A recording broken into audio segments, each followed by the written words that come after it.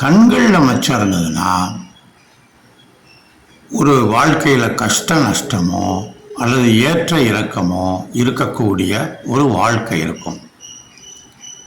ஒரு பெண்ணுக்கு இடது தோளில் மச்சம் இருந்ததுன்னா நல்ல சொத்து சேரும்.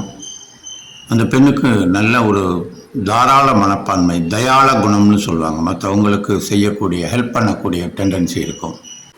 தலையில் இருந்ததுன்னு வச்சுக்கோங்க, ஒரு பெண்ணுக்கு மச்சம் தெரிகிற மாதிரி தலையில் இருந்ததுன்னா அந்த பெண்ணுக்கு பேராசை இருக்கும், ரொம்ப பொறாம குணம் இருக்கும். தொப்புளுக்கு மேலே மச்சம் இருந்துச்சுன்னா நல்ல யோகமான வாழ்க்கை இருக்கும்.